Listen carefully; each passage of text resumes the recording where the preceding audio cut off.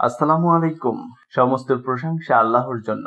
আমরা তার সাহায্য চাই। আমরা তারই ক্ষমা প্রার্থনা করি এবং আমরা নবী মুহাম্মদ সাল্লাল্লাহু আলাইহি ওয়াসাল্লামের উপর দরুদ ও সালাম প্রেরণ করি এবং বিচার দিবস পর্যন্ত যারা তার পদচিহ্ন অনুসরণ করে তাদের সবার উপর। এই গল্পটি আমাদের চিন্তা করতে হবে, আমাদের গভীরভাবে দেখতে হবে এবং আল্লাহ সুবহানাহু ওয়া তাআলার নিকটবর্তী হওয়ার জন্য শিক্ষা নিতে হবে। শায়েখ, যিনি নিজেই ওই ব্যক্তিকে দেখেছিলেন এবং তিনি এই গল্পটি বর্ণনা করেছেন।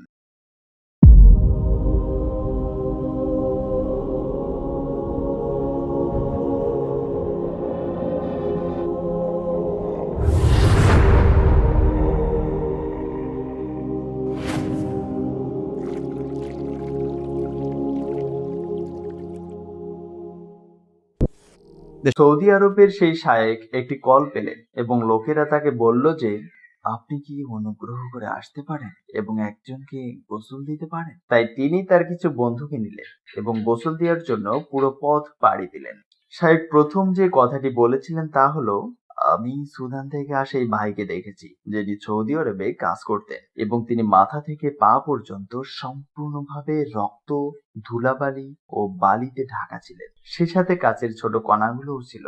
এটি একটি খুব ভয়াবহ দুর্ঘটনা ছিল যার মধ্য দিয়ে এই ভাইটি গিয়েছিলেন। সম্ভবত তিনি রাস্তার উপর দিয়ে গিয়েছিলেন বা তিনি নিচে পড়ে গিয়েছিলেন এবং এই ভয়াবহ দুর্ঘটনার মধ্য দিয়ে গিয়েছিলেন যে তিনি সম্পূর্ণ রক্তাক্ত ছিলেন এবং সম্ভবত কয়েকবার গড়িয়েছিলেন। তাই তার শরীরের সমস্ত ধুলাবালি এবং বালি লেগেছিল এবং গাড়ির কাঁচও তার শরীরে বেঁধেছিল। তারা তাকে দেখলো যে তিনি একজন সুদানি ভাই যার দাড়ি আছে এবং তিনি মৃত্যুশয্যায় ছিলেন। শায়েখ বললেন, বিসমিল্লাহ, চলুন গোসল শুরু করি। তো তারা গোসল দিতে শুরু করলেন। প্রথমবার তারা পানি এবং সিদর দিয়ে গোসল দিলেন। সিদর হলো এমন একটি ভেষজ যা নবী সাল্লাল্লাহু আলাইহি ওয়াসাল্লাম আমাদের বলেছেন এবং তিনি মৃত ব্যক্তিকে সিদর দিয়ে গোসল দেওয়ার পরামর্শ দিয়েছেন। এর সুগন্ধ আছে, এটি একটি পাউডার, তাই তারা প্রথমে এটি দিলেন এবং ব্যক্তির মুখ উজ্জ্বল হতে শুরু করলো। তারপর তারা দ্বিতীয়বার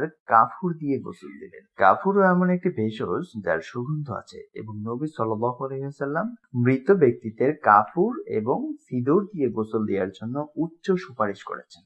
দ্বিতীয়বার যখন তিনি গোসল দিলেন, লোকটির মুখ আরো উজ্জ্বল হতে লাগলো এবং তৃতীয়বার যখন তিনি গোসল দিলেন এবং পুরো শরীরে পানি ঢাললেন, তখন যা ঘটলো তা হলো শরীরটি সম্পূর্ণভাবে অন্য কিছুতে পরিবর্তিত হয়ে গেল যা উজ্জ্বল এবং চমকাচ্ছে। হ্যাঁ, সুদানি ভাইয়ের গায়ের রং কালো ছিল কিন্তু তা উজ্জ্বল হচ্ছিল, তা এমন ভাবে চমকাচ্ছিল যে শায়েখ বিশ্বাসই করতে পারছিলেন না যে সুবহানাল্লাহ, চেহারাটি নূরে পূর্ণ হয়ে গেছে, আলোতে পূর্ণ এবং শরীরটি চমকাচ্ছে। যখন রক্ত ধুয়ে গেল, ধুলাবালি চলে গেল এবং কাচের ছোট কণা ও বালিও চলে গেল, মুখটি সম্পূর্ণ উজ্জ্বল হয়ে উঠল। শায়েখ যা দেখেছিলেন তা নিজেই বিশ্বাস করতে পারছিলেন না, তাই তিনি গিয়ে প্রথমে তার চারপাশের ভাইদের জিজ্ঞাসা করলেন। তিনি বললেন, এই মুখ এবং শরীর কি ঠিক তেমনই যা আমরা শুরুতে দেখেছিলাম? তারা বলল, না না, এটি সম্পূর্ণ বদলে গেছে। সুবহানাল্লাহ। তারপর কাফন এবং সবকিছুর পর যখন তারা তাকে পেঁচিয়ে ফেললেন, তার মুখটি খোলা রাখলেন। তিনি দরজা খুলে দিলেন এবং পরিবারের সদস্যদের ভিতরে আসতে বললেন শেষবারের মতো মুখটি চুমু খাওয়ার জন্য। আর এটি হলো সুন্নাহ। এবং যখন লোকেরা ভিতরে এলো, তিনি তাদের কয়েকজনকে জিজ্ঞেস করলেন, এই ব্যক্তির মুখ কি আগের মতোই আছে? তারা বলল, না, এটি চমকাচ্ছে, এটি উজ্জ্বল হচ্ছে।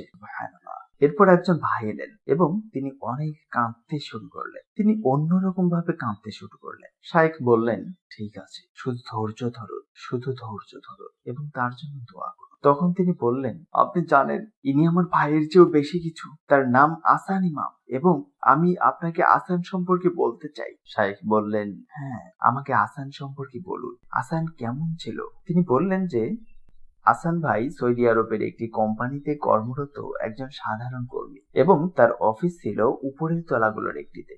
আর আমাদের মুসাল্লা, যেখানে আমরা নামাজ পড়ি, সেটি ছিল নিচতলায়। যখন নামাজের সময় হতো, হাসান সমস্ত অফিসের চারপাশে ঘুরে বেড়াতেন এবং বলতেন, ভাইয়েরা নামাজের জন্য উঠি, ভাইয়েরা দয়া করে নামাজে চলুন। তারপর তিনি সিঁড়ি দিয়ে অথবা উপর থেকে নিচের তলায় যেতেন। তারপর তিনি লোকদের বলতে থাকতেন, ইয়া শাবাব, চলুন, ও ভাইয়েরা চলুন, নামাজের সময় হয়েছে, দয়া করে নামাজের জন্য আসুন, আমাদের সাথে যোগ দিন, কাজ রেখে দিন, ইনশাআল্লাহ আপনি পরে কাজ করতে পারবেন। তিনি যখন নিচতলার মুসল্লাতে পৌঁছালেন তখন দেখা যেত অফিসের অর্ধেক লোক তার সাথে আছে। এটি এমন কিছু যা তিনি বছরের পর বছর ধরে করতেন। শাইখ বললেন, আল্লাহ তাকে ভালো মৃত্যু দান করুন, আল্লাহ তাকে জান্নাত দান করুন, আল্লাহ তার মর্যাদা বৃদ্ধি করুন। তখন সেই ভাই কান্না থামিয়ে বললেন, না, এটি একমাত্র কাজ নয় যা আমার ভাই আসান করতেন, তিনি আরো বেশি কিছু করতেন। শাইখ বললেন, আমাকে আসান সম্পর্কে বলুন, সে আরো কি করত?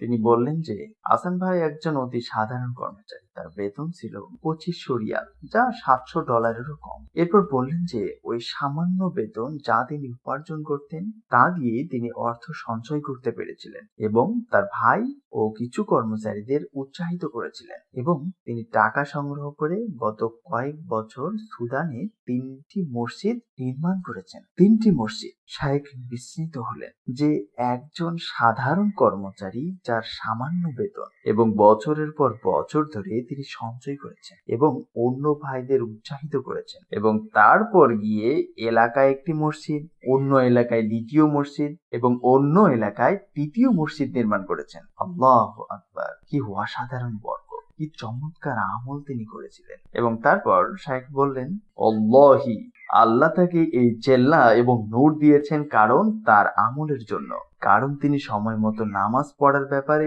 অত্যন্ত আগ্রহী ছিলেন, কারণ তিনি অন্য লোকদের এসে নামাজে যোগ দিতে বলতেন, তিনি দাওয়া দিতে আগ্রহী ছিলেন। এবং ভাই আসান সম্পর্কে আমরা এটাই জানি যে তিনি ভালো কাজ করতেন এবং তিনি মসজিদ নির্মাণ করেছেন এবং তিনি মানুষকে নামাজের দিকে ডাকতেন এবং ভালো কাজ করতেন। সম্ভবত এমন আরো অনেক কাজ ছিল যা তিনি গোপনে করতেন, যা কেউ জানত না। সুবহানাল্লাহ। এবং এটাই সেই সমাপ্তি যা আল্লাহ সুবহানাহু ওয়া তাআলা দিয়েছেন, যে তার মুখ উজ্জ্বল ছিল, তার শরীর উজ্জ্বল ছিল এবং অনেক ভাই তার জন্য দোয়া করেছেন। আল্লাহু আকবার। এটি সেই গল্প আমার ভাই ও বোনেরা, যা আমাদের বলে যে আমাদের আখিরাতের জন্য কাজ করতে হবে, আমাদের নিজেদের ভালো কাজে নিয়োজিত করতে হবে, আল্লাহ সুবহানাহু ওয়া তাআলার কাছাকাছি হওয়ার জন্য যতটা সম্ভব কাজ করতে হবে।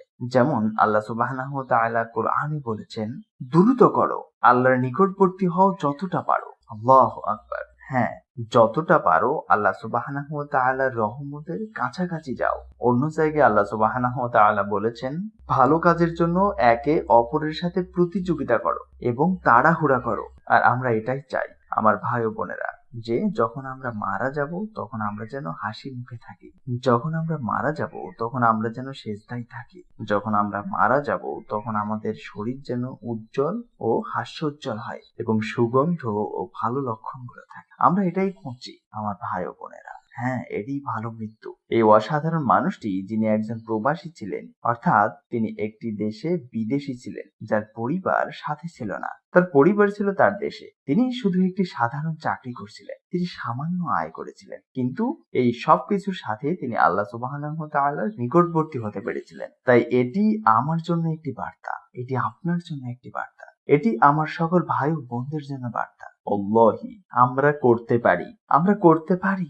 আমরা বলতে পারি না যে ওহ, আমার কাছে কিছুই নেই, আমি পারবো না। না, না, না, না। কল্পনা করুন, 2500 রিয়াল বেতনের সমান, যা মাত্র $700 তা দিয়ে তিনি এমন দুর্দান্ত কাজ করতে সক্ষম হয়েছিলেন। সম্ভবত তিনি প্রতিদিন সাদাকা দিতেন, সম্ভবত তিনি গোপনে এমন অন্য জিকির বা দোয়া করতেন যা কেউ জানত না, সম্ভবত তিনি রাতে কিয়ামুল লাইলের নামাজ পড়তেন যখন সবাই ঘুমাচ্ছিল, তখন তিনি দাঁড়িয়ে আল্লাহর কাছে প্রার্থনা করছেন। তাই আমি আল্লাহ সুবহানাহু ওয়া তাআলার কাছে প্রার্থনা করি আমাদের সেই লোকদের অন্তর্ভুক্ত করতে যারা আল্লাহ সুবহানাহু ওয়া তাআলার নিকটবর্তী হয় এবং ভালো মৃত্যু লাভ করে এবং ভালো আমলের সাথে আল্লাহ সুবহানাহু ওয়া তাআলার সাথে সাক্ষাৎ করে।